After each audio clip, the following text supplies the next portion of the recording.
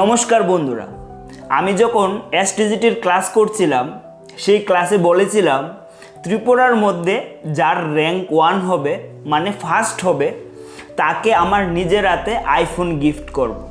এবার অনেকের প্রশ্ন, এসটিজিটি এক্সামটা কি?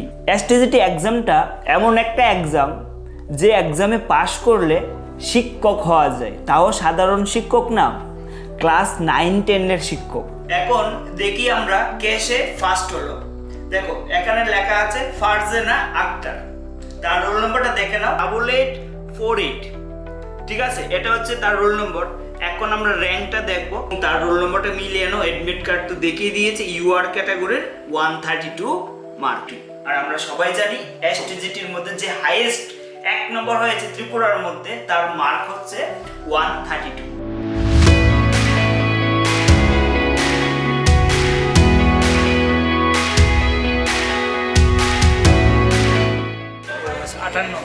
আটান্ন হাজারই তো।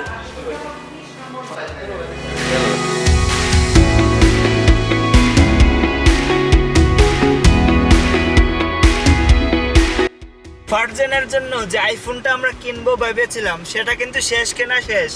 এখন আমরা যাচ্ছি ওর বাড়িতে, তাকে একটা সারপ্রাইজ দেব।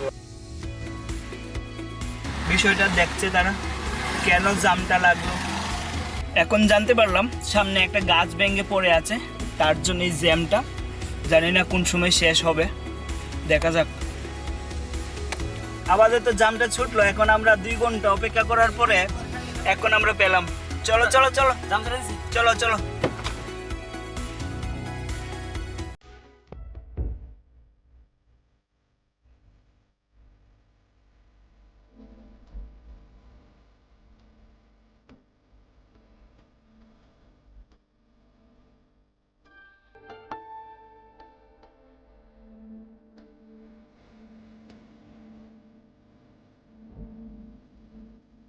আজকে জানেন তো আমরা কেন এসেছি? আজকে আমরা অ্যাকচুয়ালি আমরা বলেছিলাম আর কি যে ত্রিপুরার মধ্যে এসটিজিটি পরীক্ষায় র্যাঙ্ক 1 হবে তাকে আমরা একটা পুরস্কার দেব, সেই উদ্দেশ্যে আমরা এখানে এসেছি আর কি।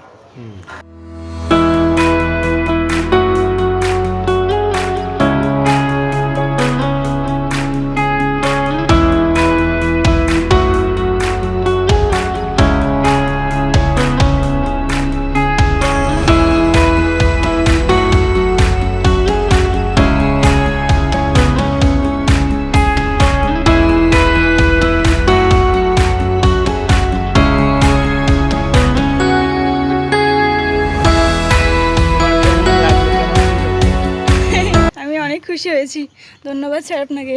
আচ্ছা স্যার, আপনার কেমন লাগলো? আমিও অনেক খুশি হয়েছি। আচ্ছা, আপনি কি প্রথমে ভেবেছিলেন যে ও ত্রিপুরার মধ্যে 1 নম্বর হবে এসটিজিটি পরীক্ষায়?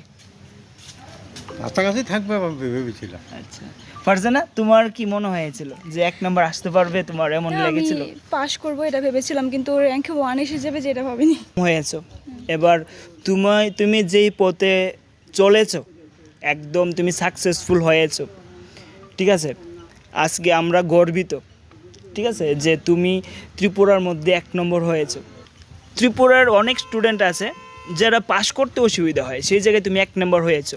কোনো না কোনো একটা ভালো সিস্টেম সত্যি ফলো করেছো, যার জন্য অন্যদের থেকে ডিফারেন্ট। তো আমি এটা বলবো যে ত্রিপুরার বাকি স্টুডেন্টদেরকে তুমি কি বলতে চাও? স্যার, যদি লক্ষ্য থাকে পাস করা, তাহলে অবশ্যই থাকবো। অনেকে আছে না যে 1 বার হয়নি 2 বার হয়নি আর দেবো না, এমন করে তো আর হবে না। মানে আমি পারবোই, যদি এটা থাকে তাহলে অবশ্যই হবে। আর লক্ষ্য তো ঠিক আছে, আরেকটা পয়েন্ট যদি বলো, লক্ষ্য ঠিক রাখা দরকার। অনেকেরই লক্ষ্য আছে কিন্তু পায় না। এটাই মানে এটা তো কনসেপ্ট ক্লিয়ার রাখতে হবে। যদি সব কিছু মুখস্থের উপরে ছেড়ে দেয় তাহলে তো হবে না। এটা মানে সব কিছু, আরেকটা পয়েন্ট যদি বলি, কনসেপ্ট ক্লিয়ার করতে হবে। কনসেপ্ট ক্লিয়ার করা খুব দরকার। তারপর আর কি করা দরকার? স্যার, এখনের দিনের এক্সাম তো মানে আগের দিনে যে এক্সামগুলো ছিল ওই সময় তো মানে কয়েকগুলো কোশ্চেন মানে মুখস্থ করলেই হয়ে যেত বা নোটস পড়লে এমন হয়ে যেত, কিন্তু এখন তো এমন না। এখন মানে কনসেপ্টও ক্লিয়ার করতে হবে, মক টেস্টও দিতে হবে, তারপর মানে নোটসও পড়তে হবে, কিছু লাগবে বেশি, মানে কনসেপ্ট ক্লিয়ার করতে হবে। দেখো ফারজানের কথা কি আমি তোমাদেরকে একটু বুঝিয়ে বলি। ও একটু শর্টে বলেছে কথাটা, আমি একদম ক্লিয়ার বলে তোমাদেরকে বলি। ওর কথা হচ্ছে একটাই, যে তুমি শুধু মুখস্থ করলে আজকের দিনে প্রশ্ন কমন পাবে না। এখানে সবচেয়ে বড় ইম্পর্টেন্ট বিষয় হচ্ছে তোমার এখানে প্রত্যেকটা বিষয় কনসেপ্ট সহকারে পড়তে লাগবে, একদম বুঝে। তাহলে তুমি যে কোনো ধরনের কোশ্চেন আসলে তুমি পরীক্ষায় আনসার করতে পারবে। এবং তুমি যদি লক্ষ্যটা ঠিক রেখে পরিশ্রম করো তাহলে তুমিও ত্রিপুরার মধ্যে 1 নম্বর আসতে পারবে। ঠিক নি কথাটা? হ্যাঁ অবশ্যই এটাই। হ্যাঁ, এই এটাই। কথাটাই তো বলতে চাইছো। হ্যাঁ। ও যে ব্যাকগ্রাউন্ড থেকে বাড়ির সাথে লড়াই করেছে, মানে যে ব্যাকগ্রাউন্ড থেকে এসেছে, তুমি যদি দেখো আর কি, বিশ্বাস করবে না যে এই জায়গায় থেকেও এত ভালো পড়াশোনা করে ত্রিপুরার মধ্যে 1 নম্বর র্যাঙ্ক আসা যায়। ঠিক আছে, তুমি তোমার যে পরীক্ষার আগে তুমি একদিন একটা কথা বলেছিলে, পরীক্ষার আগে একটা পরিস্থিতি ছিল যার জন্য অন্যদের বাড়িতে গিয়ে তুমি পড়াশোনা করেছিলে, মনে আছে কি? কথাটা আমার সাথে শেয়ার করেছিল। তুমি একটু ওদেরকে বলতে পারবে সেই বিষয়টা? এটা তো স্যার, এটা তো আমাদের ঘর এমন, মানে আমাদের ঘর অনুযায়ী মানুষ বেশি, তো বাড়ি তো আমাদের এটা মানে আমাদের জয়েন্ট ফ্যামিলি, এই জন্য মানে পড়তে সমস্যা হতো, এই জন্য মাসির বাড়িতে গিয়েছিলাম এক্সামের আগে। বুঝেছিল, মানে বাড়িতে অনেক সমস্যা, অনেক মানে একটু শব্দ, অনেক প্রবলেম, তো কনসেন্ট্রেশনটা যদি ঠিক থাকে, পড়াশোনা ঠিক থাকে, সে নিজের জন্য অন্য জায়গা বেছে নিয়েছে যে অন্য জায়গায় গিয়ে একটু পড়াশোনা করবে। দেখো, কোনো অজুহাত কোনো দিন তোমাকে এগোতে পারবে না। মেইন হচ্ছে ডেডিকেশন থাকতে হবে। যে কোনো অসুবিধা আসুক, সে অসুবিধা তোমাকে আটকাতে পারবে না যদি তুমি তোমাকে না আটকাও। সেটাই শুধু পারে, কোনোদিন ভাবনি না। এটাই। আর সামনে একটু দায়িত্ব নিয়ে সুন্দরভাবে বাকি স্টুডেন্টদের ফিউচার তোমাদের হাতে, ভালোভাবে সবাইকে দেখাবে, বোঝাবে, ঠিক আছে? আর অবশ্যই কোনো দিন যাতে মানে তোমার মা বাবা সবসময় যাতে এখন যেমন আজকে গর্ব করছে তোমার উপর যে আমার মেয়ে আজকে ত্রিপুরার মধ্যে 1 নম্বর রেজাল্ট করেছে, হ্যাঁ। ঠিক আছে, সেটা যাতে সব সময় থাকে। তোমার দায়িত্ব কিন্তু এখন শেষ নেই যে তুমি ত্রিপুরার মধ্যে 1 নম্বর হয়েছো, এখানেই শেষ না, জীবন আরও বাকি আছে। ধরতে পারো এখন জাস্ট শুরু, এখন তোমার কাজের পর্ব স্টার্ট, পড়াশোনার পর্বটা শেষ হলো, স্টুডেন্ট লাইফটা। এখন কিন্তু জীবনটা মেইন লাইফ স্টার্ট। অনেকে মনে করে চাকরি পাওয়াটাই শেষ, আমি মনে করি এখান থেকে শুরু লাইফ। অনেক যানজট, অনেক পরিস্থিতি, অনেক কিছু ফেস করতে লাগবে সামনে। তো সবগুলি কাজ নিজের দায়িত্বে নিয়ে করবে। আমার একটাই উপদেশ থাকবে আর কি, যে সব সময় সৎ পথে চলবে। কোনো কারণে কোনোভাবে যে অলসবাজি করা বা অনেক কিছু আছে, এগুলি না করা আর কি ভালো। আশীর্বাদ ঠিক আছে। করবেন স্যার। চলো, আন্টি ভালো আছেন? আমি তো আপনার অনেক কথা আমি মারে কইছি, জানো আজকে ওইভাবে গেছিলাম, কয়েকদিন আমারে নিয়ে যাস না করে, আমি কই জামু একদিন। আজকে আমরা তো আইছি অনেক মানে যানজট করে, এইভাবে তো না, মার তো শরীর ভালো থাকে না বেশি, তো আমরা তো অনেক কাজটা সেরে আমরা অ্যাকচুয়ালি একটা বইও পাবলিশ করেছি। তো ওই বইটা একটা ফার্জানার জন্য একটা বই নিয়ে যাও, তোমাকে বলেছিলাম না, ওই বইটা দেখবে আর কি, ঠিক আছে?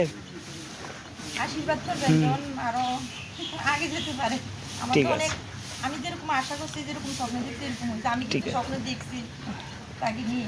একদম, মা বাবা যা ভাবে তাই হয় শিশুরা। আমরাই তো মানে অনেক ফ্যামিলি মেম্বার আছে ভাবি না যে আমার মেয়ে ছেলে কিছু করতে পারবে, তাদেরকে সবসময় দুর্বলই ভাবি। আমার মাও সেম, আমার বাবাও সেম, আরে এত কিছু করিস না, এটা হবে কি না হবে, এরকম ভাবে অনেক সময়।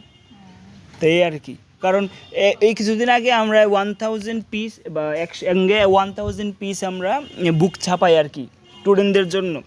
স্টুডেন্টরা বইটা এত ভালোবেসেছে, এখন আজকে আমরা ডেলিতে 2500 বুক বানানোর জন্য অর্ডার দিয়েছি, প্রায় 8,50,000 টাকা একদিনে আমরা অর্ডার করেছি। হ্যাঁ, আমি দেখেছি রিভিউ। দেখেছো তুমি? হ্যাঁ, ফেসবুকে দেখেছি। এত ভালো আমরা পেয়েছি, মানে আমি তো এক্সপেক্ট করতাম, আমি জানি ত্রিপুরার মধ্যে এমন বই আর কেউ বানাবে না, আমি জানতাম আগেই, আমি জানি এরকম সিস্টেমে কেউ জানেই না। তো আমি তো একটা কম্পিটিটিভ এক্সাম নিজে প্রবলেম ফেস করেছি, 7-8টা এক্সাম দিয়েছি, এর মধ্যে একটা যেটা আমার ইচ্ছা ছিল সেটা পাইনি, যেটা আমার প্ল্যান ছিল এটা হয়নি, তো ওই জন্য তো আমি ছেড়ে দিয়েছি। তো ওই যে পুরো অ্যানালাইসিস কীভাবে একটা বই তৈরি করতে লাগবে, সেই অনুসারে আমি সম্পূর্ণ বইটা তৈরি করেছি। যে দেখে না বইটা একবার, সে বইটা না নিয়ে পারবে না। ফারজানা বলবে আরে স্যার আপনি এসটিজিটির জন্য এই বইটা আগে বানাননি কেন? সত্যি এই কথাটা বলবে ফারজানা। হ্যাঁ, যদি বলতো আর কি, আজকে বইটা যদি আমি দিয়ে যাবো ফারজানাকে, অবশ্যই সে এটা বলবে কথাটা। না না না না না, বই শুট হইতো না, বই অ্যাডভার্টাইজ, না না না না, বইয়ের কোনো বই এমনি চলতেছে, আমরা অ্যাডভার্টাইজ করতে লাগে না।